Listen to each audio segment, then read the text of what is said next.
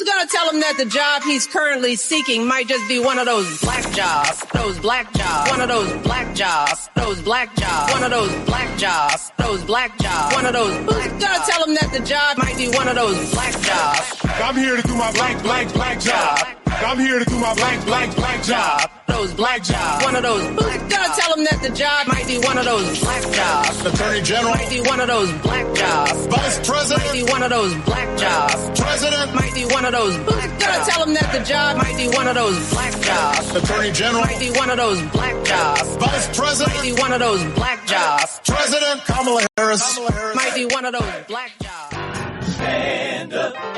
Hello and welcome to the best daily news and analysis podcast available to all of you. I mean, there's a million podcasts, but I'm here every day with a full news rundown, sound clips, and an excellent guest who's super smart that I do a pretty good job making interesting, even when they're not. Certainly didn't have to do that with today's guest. Never do. Sam Youngman is just one of my favorite people to talk to. You know, I feel like I don't hear enough good feedback when Sam joins the show. He's such a natural. He's got a lot of integrity, moral clarity, and he's absolutely hilarious and great at explaining things in succinct ways my brain can understand them. And I think he is just one of the best. If you want to skip ahead to my conversation with Sam, it's a great one. It starts at 21 minutes. But I hope you'll stay for my news rundown, giving it to you each and every day. I got your clips coming up, including what I think is a great 4.5 minutes with he's still the governor of Minnesota, of course, Tim Walz. But this interview that took place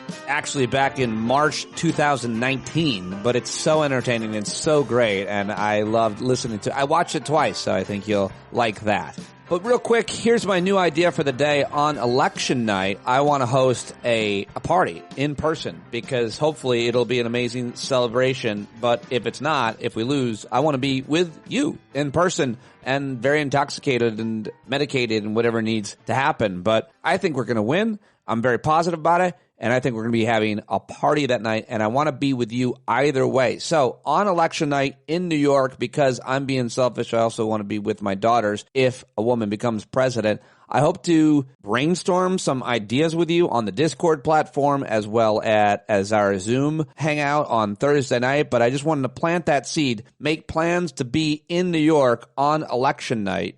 That's Tuesday, November 5th. Don't buy a ticket yet. I mean, that's where I'm going to be either way, of course. But if you can make it, we'll find a venue and we can have all of our talented artists and we can make a whole day or even weekend of it. So start considering that. We'll share ideas together as a community how we might make this work. All right, that's all I've got for you here at the top. I want to get to those headlines and clips. That's what you're here for. And, of course, my great conversation with Sam Youngman of today's Big Stuff. Let's start with the international news. Shall we? Can we? Do you mind? In the Middle East, after weeks of foreboding, an all-out war between Israel and Hezbollah has been averted, at least for now, as both sides returned yesterday to more contained confrontations along the Israel-Lebanon border.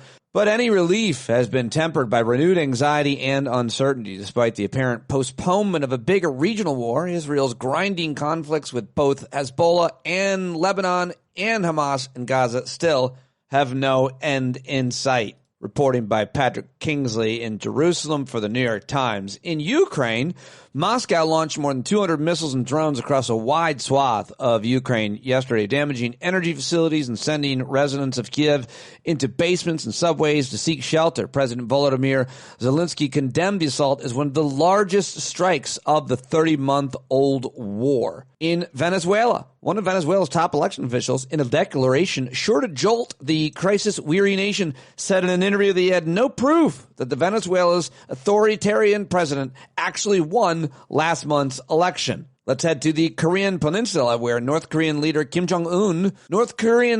and spin instructor Kim Jong-un supervised a demonstration of a new exploding drone designed to crash into targets and pledged to spur development of such developments to boost his military's war readiness, state media said Monday. And in Pakistan, at least 38 people were killed in several assaults across Baluchistan province in what appears to be part of a campaign by armed separatists. So that's pretty horrific. Here at home, by the way, the top story is the weather. Dangerously high temperatures taking over the Midwest this week and here in the Northeast as well. Excessive heat warnings issued in Chicago. The heat is going to spread through the East and South through the week. 38 million people under heat alerts yesterday and today. Dangerously high temperatures. An excessive heat warning issued in Chicago where the heat index, what the temperature feels like with humidity is what that is, by the way, could reach scorching 110 degrees yesterday and today. The weather is also the story in Alaska and Hawaii. In Alaska, at least one person was killed and blocked roads, damaged houses when a landslide took place. 3 people injured, taken to the hospital. But these landslides apparently are not that uncommon, and they saw about 3 inches of rain there this month, about half the average rainfall for August. I don't know. I just got pretty obsessed with that story about a landslide. Seems like a horrific way to go, but this is something that happens in that part of Alaska. Now let's go to Hawaii, where Tropical Storm Hone, is that how it's pronounced? Hone? Moved past Hawaii as 2 other cyclones are staying active in the Pacific Ocean. 3 tropical cyclones swirling over the Pacific Ocean, including a tropical storm that blasted Hawaii's big island with a lot of heavy rain. And let's move on past the weather. The headline at Market Watch is Dow climbs to record peak, as good again for stock market. The Dow advanced modestly Monday to notch its 23rd record close of the year. I think that's because RFK announced he was endorsing Trump. I'm pretty sure that's the reason. Didn't someone say that? One of Trump's supporters, I think, said that, one of his surrogates. Maybe Jason Miller on CNN? Yeah. The economy's on fire. Gas prices are going down. Things are looking up, folks. Unless you're looking at Aileen Cannon's court. Judge Aileen Cannon dismissed the classified documents case against Trump. Well, there's an appeal. It shouldn't be necessary, but special counsel Jack Smith filed his appeal yesterday of Judge Aileen Cannon's decision to dismiss the disgraced former president, Trump's classified documents indictment, a ruling the judge made after finding that Jack Smith's appointment exceeded his power as a government officer. Jack Smith wrote in the appeal, Judge Aileen Cannon's decision conflicts with an otherwise unbroken course of decisions, including by the Supreme Court, and it is at odds with widespread and longstanding appointment practices in the Department of Justice and across the government. So we'll see what happens and transpires with that case. And speaking of Trump-appointed judges, a federal judge has weakened the Biden administration's effort to use a historic civil rights law to fight industrial pollution alleged to have taken a heavier toll on minority communities in Louisiana. That's right. U.S. District Judge James David Cain of Lake Charles handed down the ruling Thursday, permanently blocking the Environmental Protection Agency from imposing what are known as disparate impact requirements on the state. Just another systemic racist policy that they are supporting and keeping in effect. So there you have it, everybody. And also today was day 1 for the House of Representatives, their House task force investigating the attempted assassination on Donald Trump, the Trump rally shooting. All 6 Democrats that are on that committee showed up in Pennsylvania. But 4 of the 7 Republicans decided they had better places to be, including old Clay Higgins, who was campaigning at a Kiwanis Club in Louisiana. How about that? Who cares more about the investigation on the assassination? Democrats or Republicans? That's weird. California is considering banning food dyes in schools. Some studies have found a link between dyes and hyperactivity. That's interesting. And finally, a civil rights group asked the Justice Department to investigate raids conducted on Latino voting activists and political operatives as part of the Texas Attorney General's voter fraud inquiry. Those are your headlines from yesterday. Now let's get to the sound clips I have aggregated and collected for you.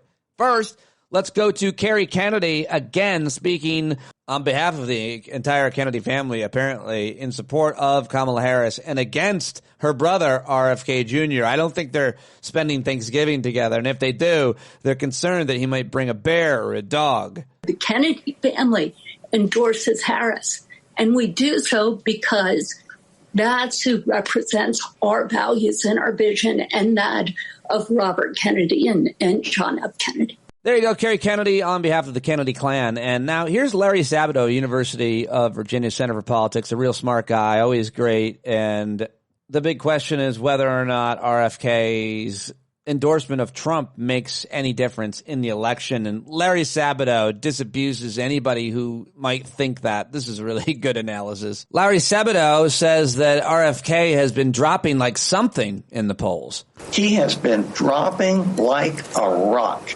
ever since Kamala Harris got in. When he started, he was in the upper teens. In some polls, he was in the low 20s. And now, at best, he's at 5 or 6% in some of the states, and those polls are outdated. You know, we've had a Democratic convention. One network poll just a few days ago had him at 2%, 1, 2. For people who think that because he's endorsing Trump, he can just move that 2% into Trump's column, they don't know much about politics. It doesn't work that way. It's not going to work that way. Some of them will go to Trump. Some of them will vote for Harris. Some of them may choose someone else on the ballot. There are still plenty of other candidates, depending on which state you're in. I can think of, several hundred things that would have more impact than RFK Jr. dropping out of the campaign and endorsing Trump, kind of. He's in, he's out, he's in here, he's out there. Frankly, it's embarrassing. Oh, I love that. Larry Sabato letting loose on RFK Jr. And now let's go to CNN, where last night H.R. McMaster, who's pushing a book, of course, he's a former military guy who worked for Trump. He was on CNN, and he explained why he thought Trump actually bears responsibility for the chaos of Afghanistan's withdrawal, which was 3 years ago yesterday. I think it was, August 26, 2021, when 13 American service members died in a suicide bombing at the Kabul airport. Here is that. Does Trump bear part of the responsibility for what happened? Oh, yes. I mean, so the whole premise of talking to the Taliban before you leave Afghanistan, why the heck were we even doing that? He was going to invite them to Camp David. Right. Even the Obama administration, when they made the mistake of pulling all of our troops out of Iraq in 2010, which really set conditions for the rise of ISIS and so forth by 2014, the Obama administration didn't negotiate with al-Qaeda in Iraq on the way out. And so if we were going to leave, why not just leave? What happened in these series of negotiations and concessions to the Taliban is we kind of threw the Afghans onto the bus on the way out. And they cut the Afghan government out of those negotiations, right? Absolutely. So that was mistake one. Then forced them to release 5,000 of some of the most heinous people on earth, and then began the Trump administration withdraw. forced the Afghan government to release 5,000 Taliban. Correct. And then also stopped the active targeting of the Taliban, which President Trump, again to his credit in 2017, had restored because he was convinced, how the heck does this make any sense? To give your enemy a timeline for your withdrawal and then say, now I'm going to negotiate a favorable settlement? I mean, all right, well, Anderson Cooper also asked him if he would ever go back to work for Trump again. Here's what he had to say there. I did hear him criticize John McCain, who was very good to you. Of course, yeah. It was a dear friend of mine. Yeah, he denigrated people who were prisoners of war. Hey, the president is quite often very offensive, brash, says things that are outlandish. I relate a lot of those in the book. But, he's an extremely disruptive person. I saw it as my job, not to try to constrain him, but to help him disrupt what needed to be disrupted. Would you work in the Trump White House again? No, I think, Anderson, I will work in any administration where I feel like I can make a difference, but I'm kind of used up with Donald Trump. Would you work in a Harris administration? Well, I don't know if I would be effective there either, based on probably my different points of view and what is a sensible policy toward the Middle East, or really fill in the blank. But anywhere I could make a difference, it's such a privilege to serve. I mean, one of the themes in At War with Ourselves is, we are at war with ourselves. That's not only bad for our psyche, it's bad for governance. It's bad for our country. And I hope that young people, if they read this book, will feel a call to serve. All right. I've heard just about enough from H.R. McMaster. He's got probably a lot more to answer for than Anderson Cooper asked him in that interview. He's out there pushing a book. If I interviewed him, I'd give him a much harder interview. That is for sure. Maybe I will. All right. Well, let's go to Fox News. This is the despicable Jesse Waters. He crossed the line even too far for Judge Jeanine and Dana Perino. It's ridiculously gross what he says here. I normally wouldn't play this kind of thing, but this is really beyond the pale. You basically hear Jesse Waters suggest that if Kamala Harris were president, she was in a room with generals, they would have their way with her. It's disgusting, and he gets pushed back, and then you hear Greg Gutfeld with his evil little snicker at the end. This is where the president has his most impact. You have a lot of room to maneuver there as commander-in-chief. We don't know who she is. We don't know what she believes. She's going to get paralyzed in the Situation Room while the generals have their way with her. Right now, Jesse Waters. Jesse, I don't like that. Figuratively, again. Take it back. Have their way with her. Control her. Not in a sexual way. I mean, it's just, if you're that much of an outright asshole that long, that guy is going to get his comeuppance, and so will Gutfeld. It seems like they're doing great. They're making a lot of money. They're famous. They love making people upset and what they do. Of course, they probably have pretty good lives in most ways, but they're going to get theirs. And I'm not saying that somebody's going to hurt them or that they're going to have some horrible thing happen, but it's not going to work out well for them. I really feel that way. Someday I will remark upon it again when you see it all come crashing down. That's what I want to believe, and I think that's what will probably happen. All right, well, here's something that'll make you feel a lot better. This is Tim Walz from 5 years ago, 2019, shortly before the pandemic. He was doing this fun segment while he was the governor of Minnesota on a Twin Cities PBS station. The host is really funny. I love this bit, and it's just great getting to know Tim Walz this way. You might have heard an excerpt from it, but I thought the whole 4 minutes or so is worth it, and so I wanted to share it with you right now. Well,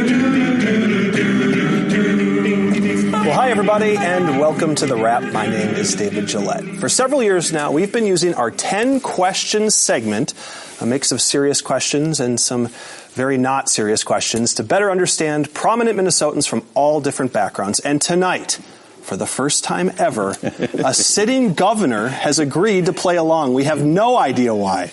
Governor Tim Walz. Thanks for having me, Dave. Thank you for being here, sir. Should we just dig in? Absolutely. I think the reason I have is those 20 years of high school teaching. I'm ready for anything. You've read me like a book. And with that, question number one. Governor, have you been briefed on what this segment is about? No, I have not. They told me that it was a mix of fun and light questions. I'm going to need you to sign this release. It can get a little weird. All right. Just skim it, boilerplate stuff. All right. Number two, it seems like elected officials are always surrounded by lots of people, staff, other lawmakers. What is the last thing that you did truly out in the public, truly by yourself?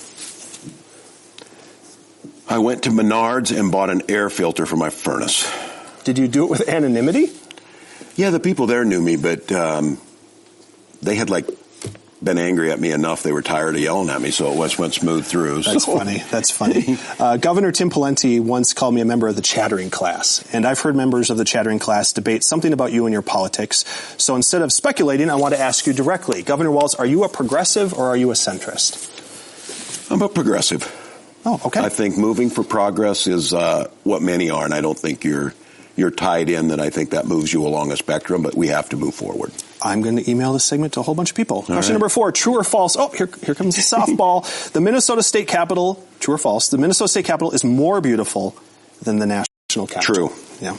I spent a lot of time in both now.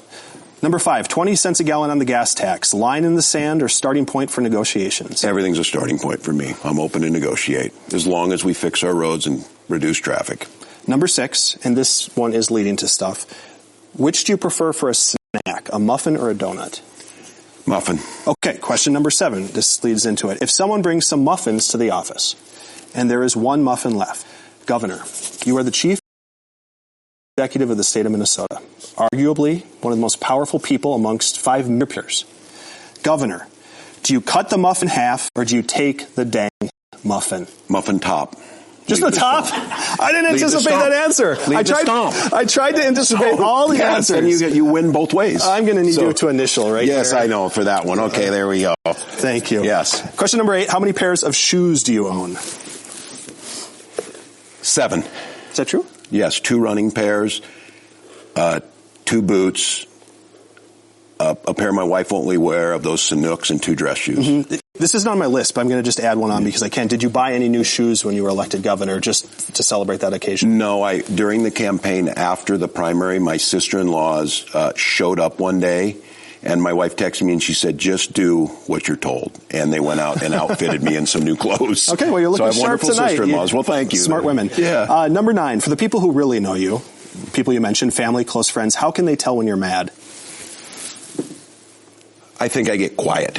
I usually talk about things. I think when I'm angry, it's a little quieter and a little more introspective. I hope you don't get quiet after this last question. Number 10, all public figures, as you know, at some point eventually leave the stage. Yeah. When your time comes, however that may be, would you rather leave office with your health intact or your reputation intact? Wow. I worked all day on that one. Yeah, no, I think what I can control certainly is my reputation, so that's when I can. I certainly think I can take care of my health the best I can, but I don't let this stress me to anything, but my reputation matters. I want to be known as a fair actor and a truth teller. Thank you for your service. Thank you. Appreciate it. I have to go file this with HR. That was fun. Enjoy the show. See you next week on The Wrap, everybody. Bye-bye. That is fun. That's really fun. Thank you. Oh, my gosh. I love it. And I love the very end of it. I laughed out loud when he said that. He was so genuine. That is fun. That is fun. That's really fun. Thank you. Just love it. Love the guy. All right. There you go. That is your headlines. Those are your sound clips. That's what I've gathered for you here on a Tuesday. And now it's time to get to my conversation with Sam Youngman, who I absolutely love. You got to subscribe to Today's Big Stuff. It's so funny. And Sam is so good and so smart. He's a seasoned veteran political reporter. Now he's a professor out at a college in California. And he is also executive editor of digital now at Los Angeles Magazine, where you can read some really great pieces. We love Sam Youngman. Anytime he joins us, you got to get that daily newsletter, Today's Big Stuff. Go to todaysbigstuff.com right now. Tell him I sent you. Follow him on Twitter. All this is in the show notes. Let's do it with the always excellent Sam Youngman. Nobody is more disappointed by RFK dropping out than you. I'm so sorry. How are you going to spend your days? I don't know, man. I think that dog he ate is pretty bummed too. That was its route to the Oval Office. Same with the brainworm. The only way that brainworm was getting in was if RFK got elected. And so its plans for world domination have been put on hold. Well, we'll see. Yeah, he might be the head of the FDA. Also, it feels like every day a new story comes out. Now we just heard his daughter apparently said he cut a whale's head off with a chainsaw, a dead beached whale. Did you hear this one?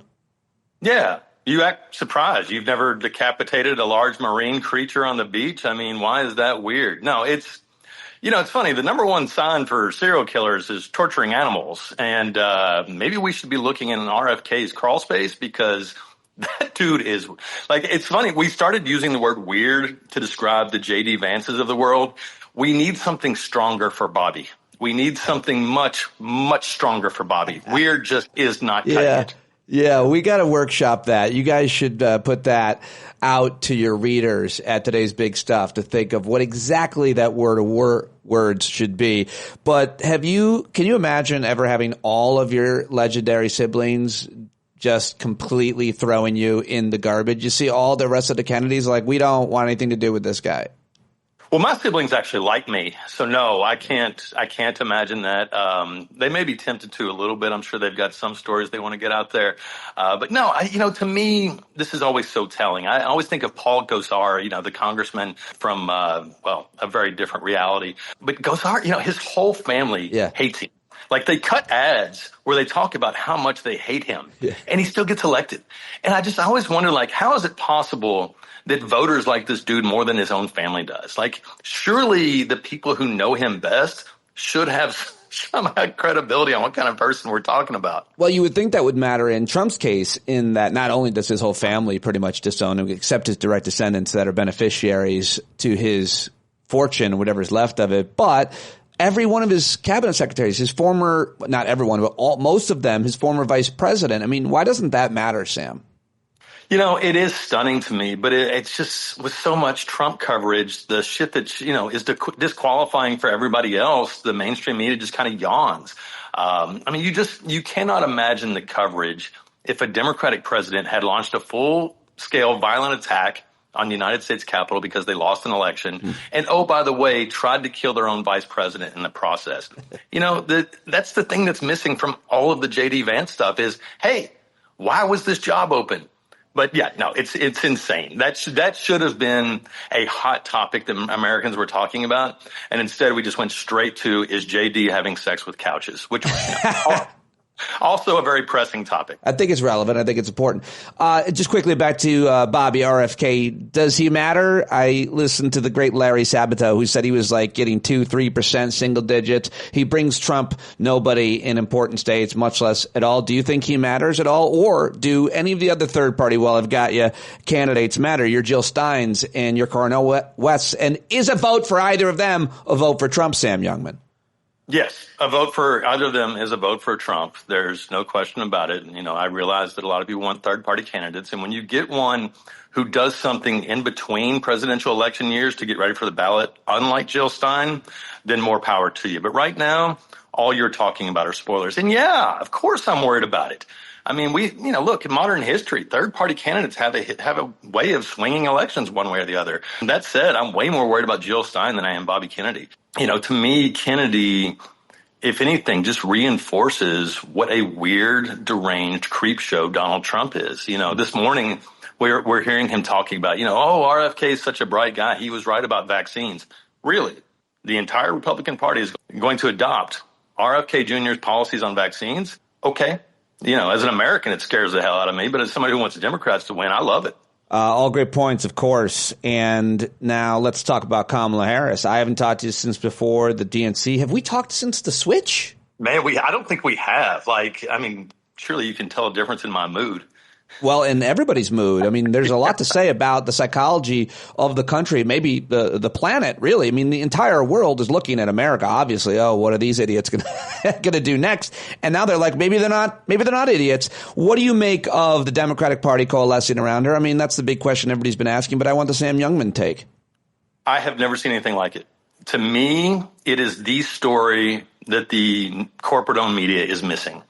You're talking about a woman who in 4 hours on a Sunday afternoon consolidated the support of the Democratic Party leadership. And I'm not just talking about on Capitol Hill. I'm talking about unions. I'm talking about prominent people who could have been seen as opponents of hers, all in that first afternoon. Then what does she do? She turns around and raises more than $500 million in a month. Oh, and then, by the way, she picks a running mate who turns out to be like the most popular guy in politics and, is really good at articulating the message that she wants to get out there. I've never seen a candidate do in years what she's been able to do in a month. And I tell you, the press is missing a really good story. Yeah, no, you're absolutely right about that. What she's been able to accomplish is unprecedented, and there's not been given enough, I think, of a look and a credit. Let's talk about the DNC specifically. A star-studded 4 nights. Did you go? You didn't go. I didn't make it. I was home with strep throat, I'm afraid. Yeah, because you're 8. Who gets strep? Yeah, I know. I got it from finger painting. It's or eating paste, whichever it was. Oh man, yeah, no, you were telling me about that. I knew it, and I was trying to get you on last week, of course, but you were ill. I'm sorry to hear that. But you watched from home. I did. What did you think? What were the standout moments? What did you think of the stagecraft, the production of it all? Yeah, I mean, I'll tell you, just, for your listeners' edification, my background is as a political reporter. So I've been to, half dozen conventions, I guess. This was by far the best one I've ever seen. I mean, every single night, every single speaker, there were no misses. Everybody had a job and everybody knocked it out of the park. Even some candidates that, Democrats have traditionally worried about in recent years, like Bill Clinton, did a great job. I thought the Obamas brought the heat. But I think more than anything, you saw this ticket stand on that stage and do exactly what they needed to do. Vice President Harris not only met expectations, I think she exceeded them. And she won the ratings war to boot. So there's that. And raised apparently $500 million since, was it she announced or something like that? It's $540 million. You've covered, as you said, politics for a long time. We've never seen those kinds of numbers. Never. I tell you, one of the biggest fundraising shocks I can remember in my career was in the first quarter of 2007 when we were all really doubting whether this Barack Obama guy could actually challenge Hillary Clinton. And he showed up in the first quarter with a $20 million haul. And we couldn't believe it. I mean, $20 million in 3 months? Are you kidding me? No, that's a slow afternoon for the Harris campaign. What do you make of where the polls are at now? It's, 70-some days. I'm going to go back to today's big stuff, your newsletter, because you smartly put that. 71 days until the general election. This will air, so it'll be 70 days. And what do you think about polls 70 days out? What do you think about polls in general? What is your advice for how we should read them? Ignore them all unless they make you feel good and give you a little bit of an endorphin release, and then believe them like they are the gospel. I'm kidding. That's terrible advice. Don't do that.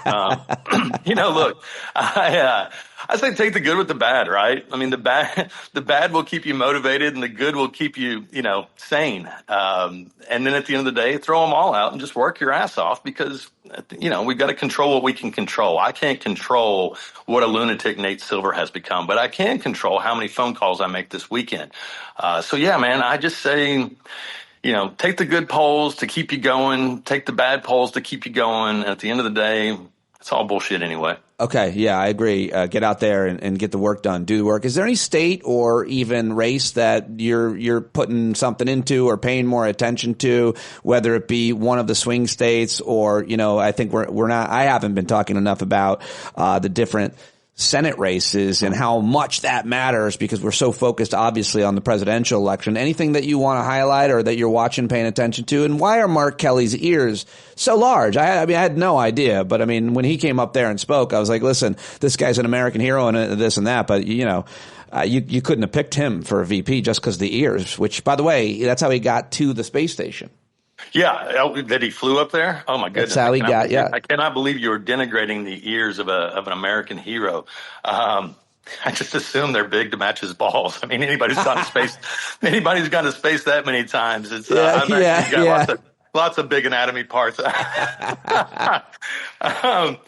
I tell you, the control of the Senate is going to be so huge for us, and it really is an unfavorable map, to say the least. I look at somebody like John Tester. John Tester has been a great United States senator. When we were complaining about Manchin, we were complaining about Sinema, who we weren't complaining about is John Tester, because he was doing the right thing regardless of how it would play back home. And then you take, just for added benefit, Donald Trump hates him, and Trump keeps going to Montana to try to beat this guy. And so far, Tester has held off everything Trump has thrown at him. I hope he continues to do the same, just because I think we need him in the Senate, and I know we need him for the Senate math to work in our favor. Yeah, my friend Ryan Bussey is running for governor there, the former gun manufacturer executive. Are you familiar with him? I don't know that story, no. Oh, I got to connect you with him. You guys remind me of each other. And I'm thinking about, I'm going to a bunch of swing states with the podcast and doing whatever I possibly can. And now people are saying you should go to Montana because Ryan's there. And of course, you're talking about Senator Tester and his race matters so much. A weird state, all five of those people. Yeah. Do you watch Yellowstone? Have you gotten into that? I watched a few of the episodes. I kind of liked it. Yeah. Good stuff. Yeah. Yeah. No, look, Montana's beautiful. Get your ass out there. Yeah, absolutely want to for that reason alone. All right, let me ask you about let's talk about the media and its handling of everything. You're always great at criticizing them. The New York Times today gave space to Rich Lowry, who I used to interview all the time at SiriusXM, and I never wanted to, but I always lost that argument with my producer. But I just felt like he was being dishonest, like he wasn't arguing in good faith. And basically, New York Times let him write an opinion piece. He's of the National Review, longtime National Review writer, editor, and the piece is basically about how character matters, and if it comes down to that, Trump's character could win. I can't find where is the title of that. Trump can win on character. So I know you want to shit on that, probably. I'm just really sick and tired of being trolled by the New York Times. I mean, don't they have like an actual job to do? Don't they have an actual mission, an actual role in our democracy that they should be, doing? Look, their goal is to piss us off. It's not to inform us. I mean, look, Rich Lowry has his own goddamn publication. He doesn't need the New York Times editorial page unless they're just trying to anger people. And by the way, Rich Lowry's publication, The National Review, that's where you'll also find the work of Byron York, who has spent a lot of the last year insisting that there's a big difference between Donald Trump being a sexual abuser and Donald Trump being a rapist. So yeah, if you're looking for character and a moral compass, then by all means, go talk to the chaps over at The National Review. Wow, I did not know that Byron York was basically writing those types of things. I'm unsurprised the guy's not great. Well, you asked powerful people, including presidents, questions for a long time. You traveled around as part of the press corps. So what do you make of the argument that a lot of people are making that Kamala Harris, she needs to give an interview. She needs to give a press conference. I mean, times have changed since you were a young buck reporter. And now it would seem you can talk directly to your voters through social media. You can do a press release machine on Twitter or any other platform. So what do you make of this criticism? She's not been answering questions. She's not done a press conference. I think it's coming from the same crybabies who are happy to stick out their recorders and be called the enemy of the people by Donald Trump and not mind it because they can turn around and get a TV contract or a book deal out of it. I am over the whining of the press corps just like I'm over the whining of Donald Trump. To me, they have abdicated their mission. They have screwed around. They have basically forfeited whatever right they had to get to candidates by being silly people who don't take this shit seriously. You know, if I'm Kamala Harris, you know, look, I'm an old school journalist, right? I came up, I started a newspaper with 8,000 circulation. The idea that I would be sitting here saying it's okay for a major party presidential nominee to not tell the press is crazy. That's how bad a job I think the press has been doing the last few years. Like, which reporter is she supposed to talk to? The one that wrote the story about does Joe Biden talk about his dead kid too much?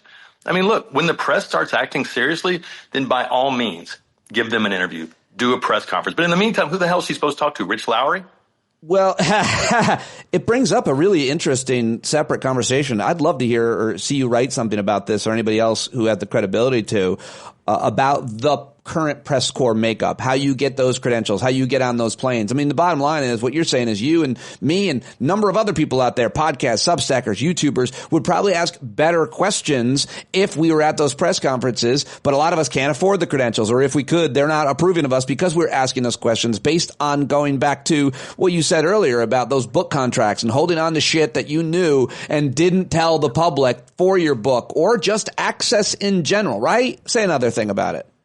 No, it is. It's, I hate to say this because I was part of the Beltway press, but I also think I was part of the problem for a long time. I think at some point, the corporate-owned media in the Beltway, they became just another interest group in Washington, a corrupt, self-serving interest group at that.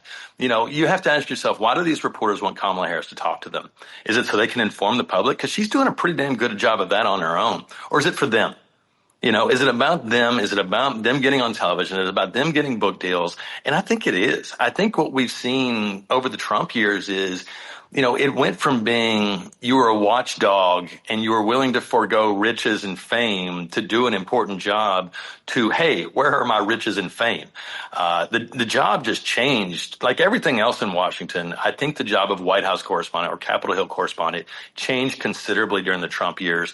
And unless they find their North Star, which in my book should be truth, then they're going to they're going to relegate themselves to irrelevance, you know, through their own fault, I would say. So well said. The only thing I would add to it is that it would seem that what has changed to a certain extent, certainly with certain people, is the story becomes more about them. Too often they insert themselves in the story, you know. I don't know. I like a guy like Robert Costas over at CBS. If I'm thinking of the corporate people, like you don't know much about him. You don't, when he's doing an interview, you don't really think too much about him. He just asks usually the right question, straightforward question. He doesn't seem like he has a lot of friends. He doesn't seem like he parties with those people. He doesn't seem like he has a lot of friends in general. No, I kid, Bob Costa. Well, all right. The best journalists shouldn't, right? I mean, you're not supposed to be liked. Yeah, you shouldn't want to be invited to the party. All right, before I ask the last question or two, just reading note 6 in today's big stuff. Duty Pugliani says that Steve Bannon is being, quote, tortured in prison. Upon hearing this news, we needed a solid 15 minutes to sit alone in the dark and remind ourselves that we are better people than those fucking assholes, and so we don't actually want anyone to be tortured in prison, and we should all be for humane incarceration. God damn it. So, yeah. But what do you want to add to that? He's not actually being tortured, I don't think. I mean, I don't think so either, but I mean, I don't want anybody to be tortured in prison, even that asshole. We had to build an earthen dam to hold back the schadenfreude when we read that, but we did it all the same because we don't want to, we don't want to become the scum that we're running against. You know, it's such a hard one to have that be the moral test because of who he is. And I don't know if I'm sure I've told you, I shared a studio with that guy. Oh, I had no idea. I knew him and I hate him. And that dam, what did you say it's built of? An earthen dam. Yeah, I think it would need to be concrete because I lower my standard for at least for that guy. But you are right, and I appreciate the moral clarity. We don't want to become what they are. So yeah, but it wasn't easy to come by on that one. We really struggled. Speaking of guys like that, I did have to ask you about J.D. Vance. What do you make of that pick? How do you think that's working out for Donald Trump? Every day he's out there, and it seems like he steps important shit that day. And at the same time, we learned some crazy shit that he stepped in 2 years ago. Yeah. Well, I mean, I'm always reminded what Michelle Obama said about running for president is it reveals who you are. And I think about JD for so many years now. He's been, he's benefited from these image makers, right? The Silicon Valley bros who built him up to begin with, the whole hillbilly elegy bullshit. He's basically been created in a lab by right-wing nut jobs who've never met another human being. So when they turned him loose on other humans, he was ill-prepared and ill-fitting, to say the least. I've watched JD for the last few weeks, and you ever see somebody in a suit that doesn't fit, and they just seem like they're constantly squirming? That's him, except his suit fits fine. It's his skin that he can't get used to. He's very, very uncomfortable being JD Vance, and I really don't blame him because that seems like a sucky job. Wow. I think I might have to leave it there, and I hate to, but I don't know how we top that analysis. That was real, real good. I can't thank you enough for joining me. I love reading. If you like Sam here on the podcast, you gotta read and subscribe to today's big stuff and everything else that Sam's doing in the show notes. Sam, anything else to plug on the way out? I'm sorry. No, man, I think I'm good. I hope everybody has a good fall. I hope everybody's out there working their asses off, and let's save this country and make history and send JD Vance back to the couch. Thank you, sir. Sam Youngman, everybody, isn't he great? Read him at Los Angeles Magazine. Subscribe right now to todaysbigstuff.com. Tell him that I sent you. Follow him on social media. Check it out in the show notes. Follow and support John Carroll. He writes all the music for this here show. You bumblebees listening all the way to the end. You are the very best. I love you. Can't do the show without your support, so thank you so, so much. And I will talk to you right here tomorrow. Boy, you better stand up, stand up. When you're tired of begging, saying pretty please, that's the time you gotta finally get up on your knees. When you can't see the forest for the burning trees, you got to stand up. Hey, you've been sitting so long, you got the creaky knees, you got to stand up, stand up. I think you're driving wheels with leaking grease. Boy, you better stand up, stand up. Well, there's a whole lot more of us who know what's right. They'll keep right on ignoring us if we keep sitting tight. We got to open up the window to let in some light. You gotta stand up, that's right.